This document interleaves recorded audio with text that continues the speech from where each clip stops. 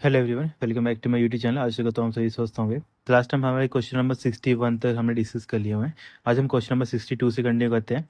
The first operational electronic digital computer. तो हमारे पास first operational electronic digital computer कौन था? तो एज पर ऑप्शन हम देखें तो यहाँ पे हमारा एनईएक यहाँ पे क्या बन जाएगा, राइट आंसर बन जाएगा। बाकी देखो, एनईएक के बारे में हमने दो तीन चीज़ें पहले भी पढ़ी हुई हैं कि एनईएक कहाँ पे बनाया गया था, फिर किसके द्वारा बनाया गया था, कौन सी यूनिवर्सिटी के द्वारा बनाया गया था। तो यूनिवर्सिटी ऑफ पेंसिल्वेनिया के द्वारा ये बनाया गया था, है ना। तो इसको आप लिख सकते हो कि यूनिवर्सिटी ऑफ पेंसिल्वेनिया। ओके, तो यूनिवर्सिटी ऑफ पेंसिल्वेनिया के तहत कौन सा सिस्टम बनाया गया था? एनईएक यहाँ पे बनाया गया था। अब देखो, एनईएक क्या था हमारे पास, एक ही क्वेश्चन हो जाता है कि हमारे पास फर्स्ट जनरल पर्पस कॉम, या फिर ऐसे बोल सकते हैं, इसको आप नोट कर सकते हो, फर्स्ट जनरल पर्पस बोल सकते हो। या तो इसके अलावा आप बोल सकते हो कि हमारे पास फुल्ली इलेक्ट्रॉनिक, या आप इसको बोल सकते हो डिजिटल कंप्यूटर। तीनों क्वेश्चन इसी के पूछे जाते हैं एनईआर के। या फिर ऐसा पूछा जा सकता है कि ऐसा कौन सा सिस्टम था, या फिर ऐसा कौन सा सिस्टम था जो डिटैचिंग था मैकेनिकल रिलेज के द्वारा, है ना। तो इसको भी आप लिख सकते हो। ये क्या था हमारे पास, कि ये शायद आपने नहीं पढ़ा होगा डिटैचिंग वाला, बाकी तो शायद आपने कहीं ना कहीं बुक्स में पढ़ा होगा, पर ये काफ़ी मतलब हाई एंड बुक्स में भी देखने को मिलता है। मैकेनिकल रिलेज के इसके ऊपर कौन सा सिस्टम बनाया गया था, मतलब ये सारी खूबियाँ किस सिस्टम के अंदर थी, हमारी एनईएक्स सिस्टम के अंदर थी। और ये हमारे पास वर्ल्ड का फर्स्ट जनरल पर्पस कंप्यूटर था। बाकी ये मैंने आपको पहले ही बताया हुआ था, इसको यूएसए के द्वारा जो उनका रिसर्च थी, रिसर्च में काफ़ी बार इसको यूज़ किया जाता था इस सिस्टम को। तो ये सारी चीज़ें आपने नोट करनी है एनईएक के रिगार्डिंग, जो भी है इंपॉर्टेंट है। नेक्स्ट क्वेश्चन हमारे पास, which of the following mobile telephone network is not based on GSM technology. तो ऐसा कौन सा मोबाइल नेटवर्क है जो जीएसएम, मतलब जिसको हम 2G भी बोलते हैं समटाइम, है ना, global system for mobile communication जिसको हम बोल देते हैं, उसके ऊपर बेस नहीं है। तो आइडिया का तो 2G, देखो आइडिया 2G भी था। अब बीपीएल जो पहले चलता था उसका भी 2G आता था। अब एयरटेल का भी 2G अभी भी आता है ना, कई जगह तो एयरटेल का अभी भी आता है। पर रिलायंस का 2G नहीं था। जब रिलायंस आई थी उस टाइम पे, तो वो हमारे पास CDMA के ऊपर वो वर्क करती थी, है ना। CDMA जिसको हम 3G भी समटाइम बोल देते हैं, उसके ऊपर ये वर्क करती थी। आपका होमवर्क रहेगा से एक छोटा सा, कि CDMA, ठीक है, जिसको हम कैरियर, चलो ये मैं नहीं बोलूँगा इसका, आप एक मुझे ना बताएंगे कमेंट करके, इसकी फुल फॉर्म क्या होती है, फुल फॉर्म क्या होती है ना। सी से हमारा क्या बन जाता है, कैरियर की क्या बनता है, आप मुझे कमेंट करके बताएंगे। देन आपके पास नेक्स्ट क्वेश्चन है, वेयर इज इंडियाज कंप्यूटर परम लोकेटेड। तो परम कहाँ पे लोकेटेड है? तो आपने याद रखना है कि परम हमारा मतलब इस्टेब्लिश किया गया था पुणे के अंदर। तो यहाँ पे बी क्या बन जाएगा, आपका राइट आंसर बन जाएगा। बाकी देखो, मैंने एक चीज़ आपको बताई थी, जो हमारे पास परम है, एक तो सुपर कंप्यूटर है, छोटे पॉइंट है पता है ये सभी को, ये हमारे पास सुपर कंप्यूटर है।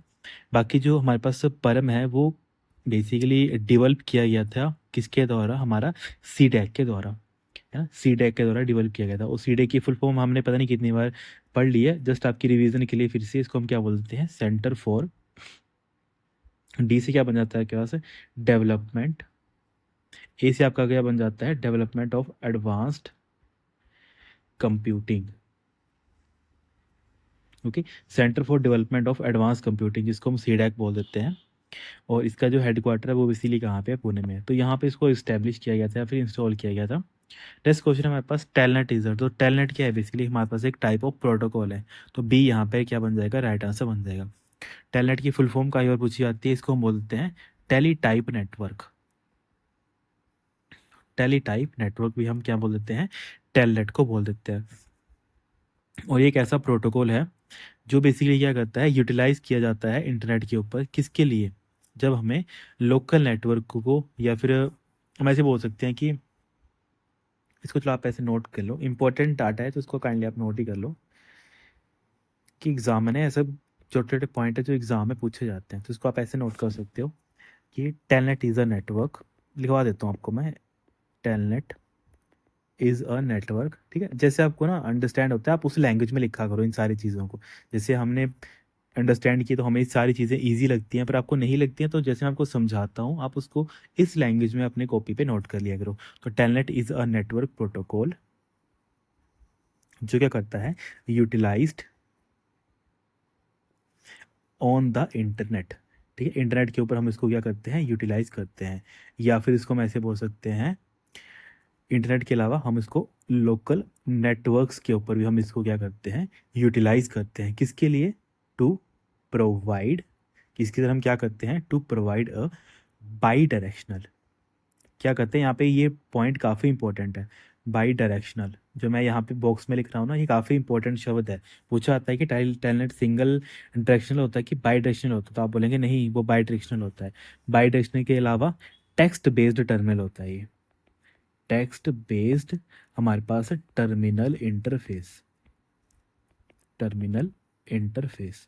तो ये दोनों पॉइंट्स हैं वो काफ़ी इंपॉर्टेंट है। By directional plus text based terminal interface हमें कौन देता है, टेलनेट प्रोटोकॉल हमें वो प्रोवाइड करता है। तो ये आपने नोट करना है, काफ़ी इंपॉर्टेंट डाटा है। नेक्स्ट हमारे पास पूछा गया है यहाँ पे एनियाक। एनियाक क्या था हमारे पास, जैसे हमने ऊपर देखा तो एक हमारे पास इलेक्ट्रॉनिक कंप्यूटर था और first general purpose electronic computer था, है ना। बाकी मैंने आपको ये बता ही दिया था ऊपर कि क्योंकि देखो जब हमारे पास एनियाक वगैरह बने थे ना, तो हमने कौन सी टेक्नोलॉजी का यूज़ किया था, हमने सर वैक्यूम ट्यूब का यूज़ किया था। वैक्यूम ट्यूब को ही हम क्या बोल देते हैं, फ्रेगाइल, एक तरीके से ट्यूब्स भी हम समटाइम इसको बोल देते हैं। तो वो भी आपने नोट करना होता है। जो हमारे पास वैक्यूम ट्यूब लगे थे इसको बनाने के लिए एनियाक को, तो ये नियर अबाउट ना 18,000 वैक्यूम ट्यूब थे। ये डाटा इंपॉर्टेंट तब बन जाता है जब एग्जामिनर ने आपको काफ़ी डीप में क्वेश्चन पूछना होता है। तो वो ये पूछ लेगा कि एनियाक जो बना था तो उसमें कितने एक तरीके से वैक्यूम ट्यूब का यूटिलाइज हुआ था। तो आप बोलेंगे सर 18,000 वैक्यूम ट्यूब का वहाँ पे क्या हुआ था, यूटिलाइज्ड हुआ था। तो बस आप अभी के लिए इतना लिखो, क्योंकि धीरे धीरे करके आपका जो नॉलेज बेस है उसको हम बढ़ाएंगे धीरे धीरे करके। नेक्स्ट क्वेश्चन है, when speaking of a computer input and output, input refers to. तो इनपुट हम किसको बोलते हैं, कोई भी ऐसा डाटा जो सिस्टम या फिर सीपीयू के पास जाता है उसको हम क्या बोलते हैं, इनपुट बोल देते हैं। इसको आप खुद रीड करो यहाँ पे, एनी प्रोसेसिंग, देखो प्रोसेसिंग तो होती नहीं है ना। प्रोसेसिंग कौन करता है, सीपीयू करता है। रिट्रीवल ऑफ डाटा और information that has been input into the computer. तो रिट्रीवल ऑफ डाटा होता है, नहीं सर रिट्रीवल नहीं होता है ना। वो लिखा है कि when speaking of a computer, जब हम स्पीकिंग कंप्यूटर के कॉन्टेक्स्ट में देखें तो इनपुट एंड आउटपुट, तो इसमें इनपुट हम किसको बोलते हैं, तो रिट्रीवल थोड़ा ना होता है। फिर थर्ड दे रखा है, डाटा और information that has been entered into the computer, कि डाटा और इनपुट या फिर इंफॉर्मेशन जो हम एंटर करते हैं कंप्यूटर के अंदर, तो ये भी नहीं होगा। लास्ट दे रखा है, the transmission of data that has been input to the computer. तो यहाँ पे क्या बन जाएगा, डी आपका राइट आंसर बन जाएगा। क्यों बन जाएगा, क्योंकि जब हम बात कर लेते हैं कि कोई भी अगर जब हमारा डाटा है वो, उसको हम क्या कर रहे हैं, क्योंकि हम कंप्यूटर की वे में देख रहे हैं, हम ह्यूमन की वे में नहीं सोच रहे हैं, हम सोच रहे हैं कंप्यूटर की वे में। तो कंप्यूटर के क्या होगा, यहाँ पे कीबोर्ड की तार लगी होगी कंप्यूटर के साथ, ये आ गया कीबोर्ड। तो यहाँ से मैंने कोई की प्रेस की जैसे प्रेस करी तो इसके थ्रू क्या आ गया, कि डाटा गया सिस्टम के पास, है ना। एक उसके पास क्या गया, कि डाटा भेजा गया। तो जब ये डाटा भेजा जा रहा है, ट्रांसमिट हो रहा है डाटा, उसी चीज़ को हम क्या बोल देते हैं, इनपुट बोल देते हैं सिस्टम को। तो ये चीज़ें आपने अंडरस्टैंड करनी थी। देखो काफ़ी ऐसे ऑप्शन दे रखे थे जहाँ पे आपको कन्फ्यूज़न क्रिएट हो सकती थी, पर आपने ये ध्यान रखना है कि जो हमारा कंप्यूटर है वो स्ट्रिक्टली डिनोट करता है action of raw data.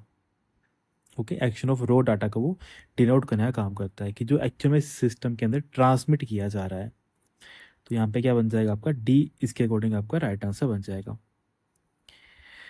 Next question है हमारे पास, the arithmetic logic unit perform the following action. तो जो हमारे पास एएलयू होता है वो कौन कौन से एक्शन हमारे पास परफॉर्म करता है, तो सारे ALU stand for arithmetic and logic operations. तो अर्थमेटिक और लॉजिक ऑपरेशन कहाँ पे दे रखे हैं यहाँ पे, तो ऐसे दे रखा है चेक द डाटा एक्यूरेसी, तो ये काम तो नहीं करता है। फिर दे रखा है does calculation using addition subtraction multiplication and division, does logical comparison such as equal to greater than less than equal to, does both calculations and logic. देखो यहाँ पे क्या बन जाएगा कि यहाँ पे एएलयू एंड लॉजिक की बात की है, दोनों की बात की है, तो इसका मतलब है यहाँ पे वो दोनों ही काम करता होगा। यहाँ पे क्या होगा, डी यहाँ पे राइट आंसर बन जाएगा। तो ऊपर के दोनों अलग अलग स्टेटमेंट्स दे रखी हैं, अगर ये दोनों कंबाइन करके पूछी होती तब ये दोनों राइट आंसर होती, पर यहाँ पे ना डायरेक्टली ये लिख दिया कि वो दोनों कैलकुलेशन भी करता है और साथ में लॉजिकल कंपैरिजन का भी काम करता है। तो ये हमारा एएलयू काम करता है। नेक्स्ट क्वेश्चन है, a computer assisted method for recording and analysing of existing और हाइपोथेटिकल सिस्टम। इस चीज़ को हम क्या बोल देते हैं, इसको हम सिस्टम एनालिसिस बोल देते हैं। सिस्टम एनालिसिस नहीं बोलना होगा तो आप इसको डाटा फ्लो भी बोल सकते हो। तो यहाँ पे बी आपका राइट आंसर बन जाएगा। ठीक है, कई बार ना यहाँ पे एग्जाम है ना, इसको सिस्टम एनालिसिस भी बोल देता है। ये बेसिकली ना सिस्टम एनालिसिस की डेफिनेशन है ये, कि जब आप सिस्टम एक ऐसा मतलब कंप्यूटर है जो असिस्ट करता है मेथड किस चीज़ के लिए, रिकॉर्ड करने के लिए, एनालाइज करने के लिए, किस चीज़ को, या तो कोई एग्जिस्टिंग सिस्टम है या तो एक हाइपोथेटिकल सिस्टम या जिसके बारे में आपने सोचा है, ठीक है, उसको हम क्या बोल देते हैं, सिस्टम एनालिसिस हम बोल देते हैं। तो उसको सम टाइम हम क्या बोल देते हैं, सिस्टम एनालिसिस, या फिर डाटा फ्लो भी हम उसको बोल देते हैं। हमेशा याद रखना है कि जो हमारा सिस्टम एनालिसिस होता है वो इन्वॉल्व करता है किस चीज़ को, mapping out existing work flow and logic bottleneck to the model how software will integrate into an environment, कि जो आपका नया सॉफ्टवेयर कोई भी आएगा वो अलग अलग डिवाइसेस पे कैसे रन करेगा, है ना, तो उसका डाटा फ्लो कैसे रहेगा, उस चीज़ को बोला जाता है system analysis. The next question है हमारे पास, large scale integration of chips was introduce. देखो एलएसआई कहाँ पे इंट्रोड्यूस किया गया था, तो एलएसआई हमारे सिर्फ 4th जनरेशन में इंट्रोड्यूस किया गया था। हमने काफ़ी बार डिस्कस किया हुआ इस चीज़ को कि आईसी वगैरह हमारे आ गए 3rd जनरेशन में, 4th जनरेशन में हमारे पास एलएसआई या फिर इसके अलावा वीएलएसआई भी हमारे पास कौन सी जनरेशन को बिलोंग करता है, वो हमारा 4th जनरेशन को बिलोंग करता है। देन नेक्स्ट क्वेश्चन है डेस्कटॉप कंप्यूटर। देखो डेस्कटॉप कंप्यूटर को हम पीसी बोलते हैं, बार बार हम क्वेश्चन को रिपीट नहीं करेंगे। नेक्स्ट क्वेश्चन है द फर्स्ट ट्रांजिस्टराइज्ड एक्सपेरिमेंटल कंप्यूटर, काफ़ी इंपॉर्टेंट है। इससे पहले जो भी हमने कंप्यूटर पढ़े, हमने जनरल पर्पस पढ़ लिया, हमने इलेक्ट्रॉनिक पढ़ लिया, है ना, हमने प्रोग्रामिंग पढ़ लिया, है ना, प्रोग्रामेबल कंप्यूटर क्लोसिस जो होता है उसके बारे में हमने पढ़ लिया, जनरल पर्पस हमने पढ़ लिया, एनियाक हमारे पास था फर्स्ट जनरल पर्पस कंप्यूटर। अब यहाँ पे क्वेश्चन इंपॉर्टेंट है कि फर्स्ट ट्रांजिस्टराइज्ड कंप्यूटर कौन था, ओके, और इसको किसने बनाया था, यूनिवर्सिटी ऑफ मैनचेस्टर के द्वारा इसको बनाया गया था, जिसको हम क्या बोलते हैं, मैनचेस्टर इंस्टीट्यूट, एमआईटी जिसको बोलते हैं, है ना, तो एमआईटी के द्वारा बनाया गया था पहला ट्रांजिस्टराइज्ड एक्सपेरिमेंटल सिस्टम। और ये कब बनाया गया था और इसका नाम क्या था, बेसिकली यहाँ पे नहीं दे रखा है तो आप इसको नोट कर सकते हो। इसका नाम था हमारे पास TX0। TX0 इसका नाम था, कंप्यूटर का नाम था, इसको हम बोल देते हैं ट्रांजिस्टराइज्ड। ठीक है, यहाँ पे थोड़ा लिखने में दिक्कत होती है, मैंने आपको पहले बोला, जस्ट आपको जो मैं चीज़ें बताता हूँ ना इंपॉर्टेंट है, सारी आपने नोट कर लेनी है।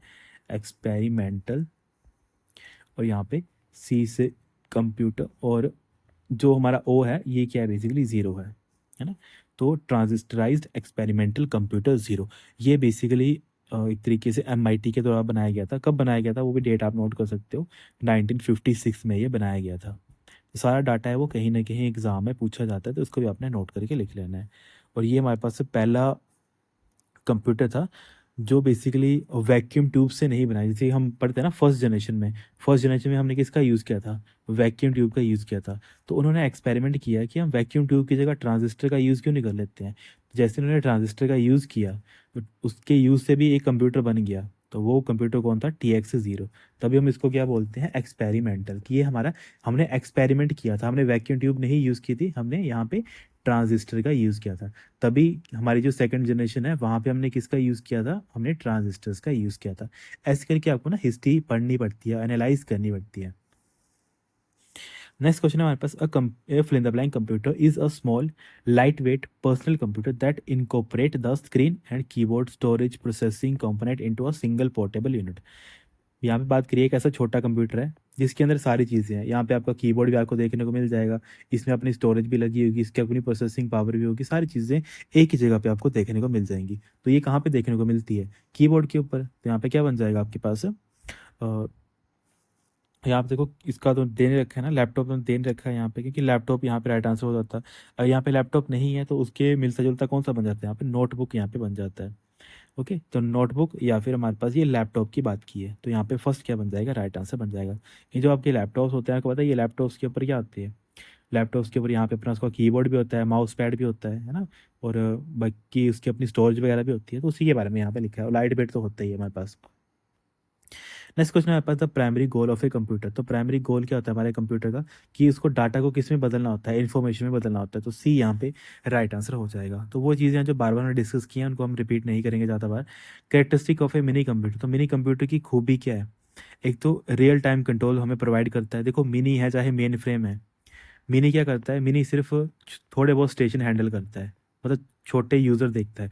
मेन फ्रेम क्या करता है, काफ़ी ज़्यादा यूज़र देखता है एक टाइम पे, बस ये डिफरेंस है इन दोनों में, है ना। और ऑब्वियसली ये कम यूज़र देखता है तो थोड़ा कम पावरफुल होगा, ये ज़्यादा देखता है तो ज़्यादा पावरफुल होगा, ये छोटा मोटा डिफरेंस होता है दोनों के बीच में। तो मिनी कंप्यूटर भी क्या करेगा, जो मैकेनिज्म है, तो काम है वो दोनों एक जैसे ही करेंगे। तो एक काम कम के लिए करेगा, दूसरा काम ज़्यादा लोगों के लिए करेगा। तो मेरी कंप्यूटर क्या करता है, रियल टाइम कंट्रोल देता है, हाँ सर देता है।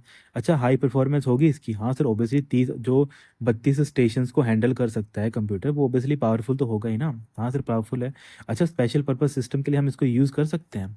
देखो जो सिस्टम, आप मुझे खुद बताओ, अगर किसी किसी सिस्टम को हम एक तरीके से यूज़ कर रहे हैं किसके लिए, एक तरीके से पूरे के पूरे इसके स्टेशंस को हैंडल करने के लिए, तो उसको हम स्पेशल पर्पस के लिए क्यों रखेंगे, है ना। तो यहाँ पे क्या बन जाएगा, both A and B are the right answer, कि बेसिकली रियल टाइम कंट्रोल भी देता है और हाई परफॉर्मेंस हमारे पास क्या होता है, सिस्टम यहाँ पे होता है। तो ये सारी चीज़ें आपने क्या करनी होती है, नोट करनी होती हैं। देन नेक्स्ट क्वेश्चन है हमारे पास, main memory works in conjunction with. तो देखो मेन मेमोरी किसके कोरिलेशन के साथ वो काम करती है, तो वो सीपीयू के साथ वो काम करती है ना।